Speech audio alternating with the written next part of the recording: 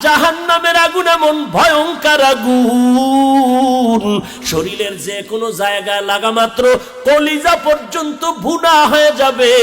মদিনার নবী বলতেছেন 500 বছর দূর, ওই 500 বছর দূরের থেকে জাহান্নামের আগুনের গরমটা আসিয়া জাহান্নামীর শরীরের মধ্যে যখন লাগবে, জাহান্নামের আগুনের গরমে শরীরের চামড়াগুলো খসে খসে পড়ে যাবে।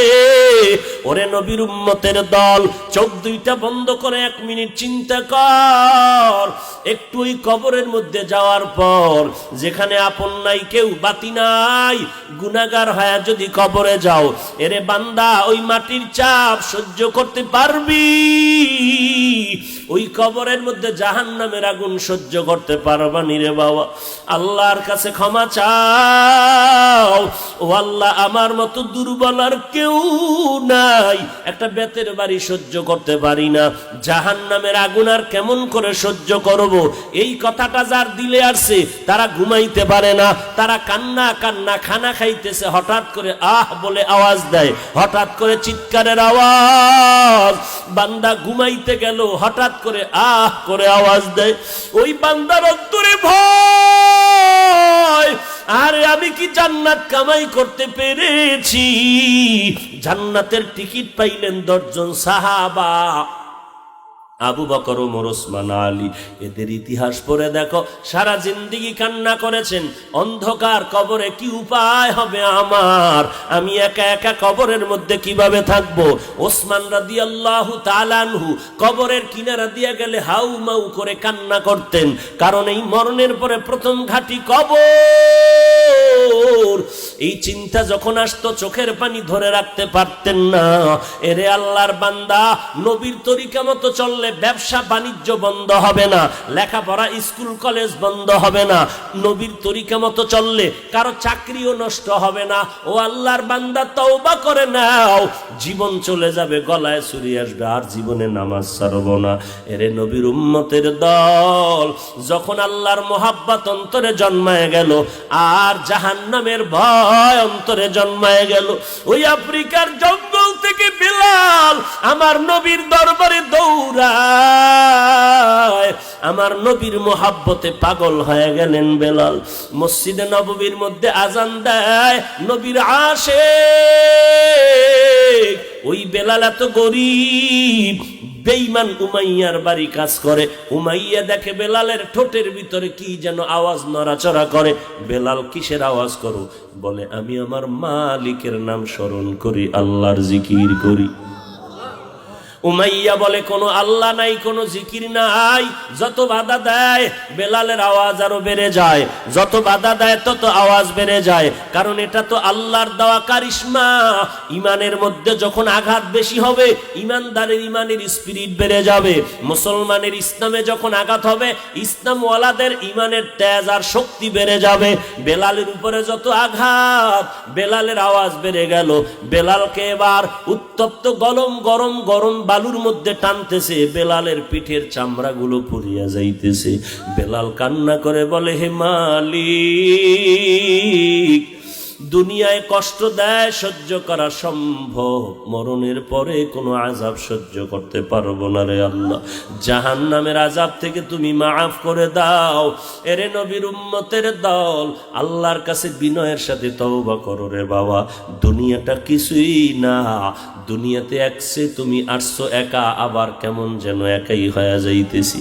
এক সময় দেখতেছি আমার বন্ধু অনেক ছিল, এখন অনেকেই নাই। খেলার মাঠে কত খেলছি, কত বন্ধু ছিল, আজকে অনেকের এই দেখি না, খবরও জানি না কই আছে। লেখাপড়ার জীবনে কত বন্ধু নাই নাই, কেমন যেন নিজেকে মাঝে মাঝে অসহায়ের মতো মনে হয়। ডানে দেখি অন্ধকার, বামে অন্ধকার। আব্বা ছিল, মোবাইলে খবর নিতেন, অনেকের বাবাও নাই, রাত্রের গভীরে বাবায় মোবাইল করে খবর নিতেন। কোথায় তুমি খানা খেয়েছো, ঘুমিয়েছো নাকি, শরীরের কি হালাত? যার বাবা নাই তারে আর মোবাইল দিয়ে কেউ খবর নিতে পারে না। মা বারবার মোবাইলে খবর নিতেন, ও বাবা তাড়াতাড়ি খানা খা, তাড়াতাড়ি ঘুমায় যা, শরীরটারে নষ্ট করিস না। যার মা নাই, যার বাবা নাই, তারে খবর নেওয়ার মতো কেউ নাই। এতিমের মতো মনে হইতেছে। মা গেল, বাবা গেল, ভাই গেল, বোনেরা গেল, আপন জনেরা সবাই চলে গেল। একদিন ডানে বামে তাকায় দেখবি আপন বিবিও নাই। একদিন তাকায় দেখবা বাবা সন্তানও আর কাছে নাই। কেমন যেন একা একা অবস্থা। আগে নিজের শক্তি দিয়ে কাজ করতারে যুবক, তিনজনের কাজ একা করিয়া তিনজনের টাকা কামাই করতে পারতা, কিন্তু এখন আর সেই শক্তি নাই রে বাবা। সারাটা দিন ডিউটি করলে তোমার মাথা ব্যথা, পেট ব্যথা শুরু হয়ে যায়।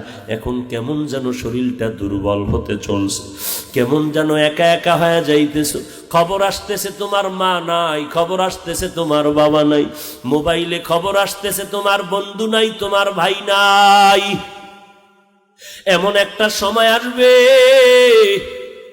হঠাৎ করে আওয়াজ হবে তুমিও নাই, কেউ তোমার পাশে নাই, আপন কেউ নাই। চোখ দিয়ে তখন তুমি স্বপ্নের মতো দেখবা তোমার আপন জনেরা কেউ নাই, সবাই পাগল হয়ে গেছে তোমারে তাড়াতাড়ি কবরস্থ করার জন্য। কেউ দৌড়ায় কাফন কিনার জন্য, কেউ যাইতেছে বড়ই পাতা দিয়া গরম পানি করতেছে আমারে চিরবিদায়ের গোসল দেওয়ার জন্য, কেউ যায় বাঁশ বাগানে বাঁশ কাটার জন্য, কেউ যায় কবর খনন করার জন্য। এই যে আমার জীবনের দুনিয়ার সব স্বপ্ন শেষ। কই আমার দোকানদারি, কই আমার কর্মচারী, কই আমার ফ্যাক্টরি আর টাকা পয়সা, কই আমার বাড়ি।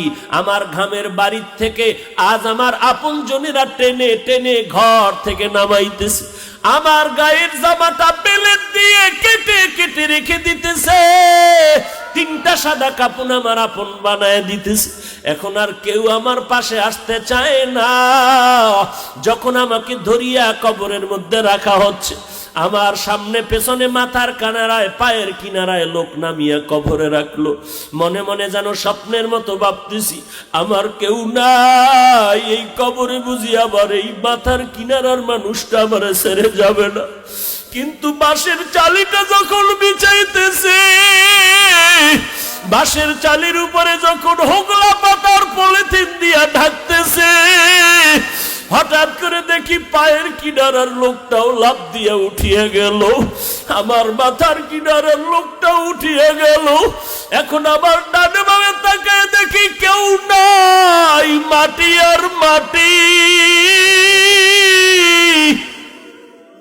সবাই আমার গায়ের উপরে বাঁশের চালি বিছাইয়া মাটি দায়ার উপরে মিনহা খলাকনাকুম ওয়া ফিহা নুঈদুকুম ওয়া মিনহা নুখরিজুকুম তারাতান উখরা।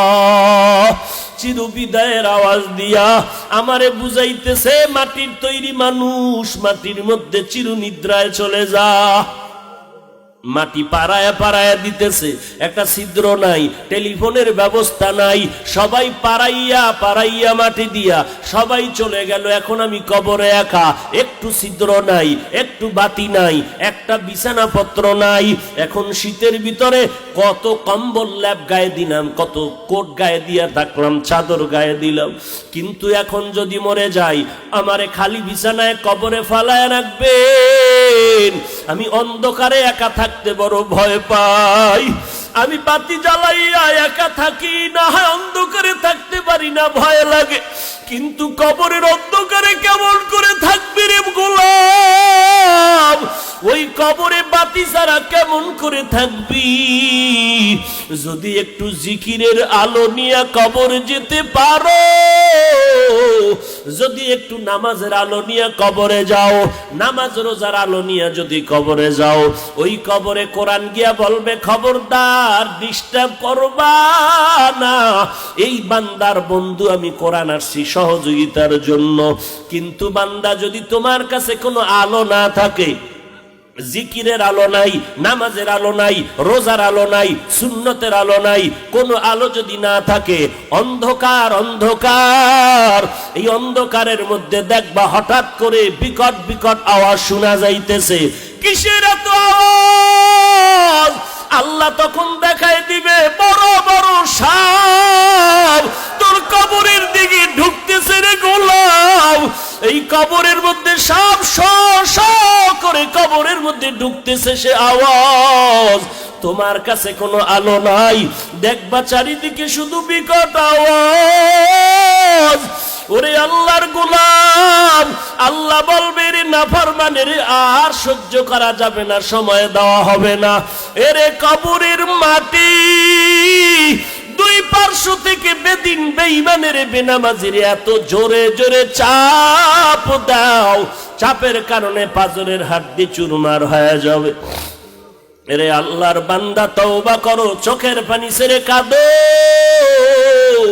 আমার মায়ার নবীর কোনো গুনাহ নাই, সেও যদি কান্না করতে পারেন, আবু বকরের মতো বান্দা জান্নাতের সুসংবাদ পাইয়াও যদি চোখের পানি ছেড়ে কবরের ভয়ে কান্না করতে পারেন, ওমরের মতো বান্দা ঈদের দিনও বসিয়া কান্না করে আমার কবরে কি উপায় হবে? ও বান্দা তোমা কেন কাঁদবা না? হযরত ওসমান যদি কান্না করেন, তুমি আমি কেন কান্না করব না? গুনার কারণে আমার দিলটা পাথর, চোখে পানিও নাই। ডানে বামে তাকায়া দেখো কার চোখে পানি আছে, হাতটা বাড়ায়া দোয়া চাও। কান্নাওয়ালার দোয়া খালি ফেরত যাবে না। ওরে সাদা দাড়িওয়ালা পাইলে দোয়া চাও, বাবারে পাইলে দোয়া চাও, বাবার বয়সের লোকটা পাইলে দোয়া নাও। দোয়া ছাড়া তোমার গুনাহ ছাড়তে পারবা না, দিল নরম হবে না। আল্লাহর কাছে তৌফিক চাও, হে আল্লাহ কান্নাওয়ালা চক্ষু দান করে দাও। যেই চোখে পানি নাই ও চোখ আমি চাই না রে আল্লাহ। যেই জবানে তোমার নামের জিকির নাই ওই জবান আমি চাই না। যেই অন্তরে আখিরাতের ফিকির নাই সে অন্তর চাই না। ও আল্লাহ তুমি মাফ করে দাও। জীবনে বহু অন্যায় করেছি, আর করব না। নামাজ আর ছাড়বো না, বেপরদায় চলবো না, মা বাবাকে কষ্ট দিব না, আলেম ওলামাদের বিরোধিতা করব না, নবীর সুন্নাত অনুযায়ী চলবো, সহিভাবে কোরআনটা শিখবো। ও আল্লাহ তুমি আমাকে মাফ করে দাও। আমাদের সবাইয়ের গুনাহগুলো মাফ করে দাও। আমাদের গুনাহ থেকে হেফাজত করো। তওবা করার মতো তৌফিক দান করে দাও। তওবার উপরে মজবুত হয়ে চলার মতো আমাদের সবাইকে তৌফিক দান করে দাও, আমিন। আলহামদুলিল্লাহি রাব্বিল আলামিন, ওয়াসসালাতু ওয়াসসালামু আলা সাইয়্যিদিল আমবিয়া ওয়াল মুরসালিন ওয়া আলা আলিহি ওয়া আসহাবিহি আজমাইন। ইয়া আরহামার রাহিমিন, ইয়া আরহামার রাহিমিন, ইয়া আরহামার রাহিমিন।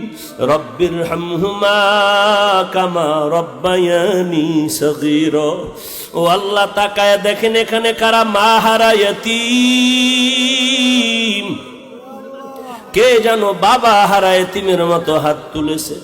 আয় আল্লাহ গুনাহ করিয়া জীবনটারে নষ্ট করে ফেলেছি।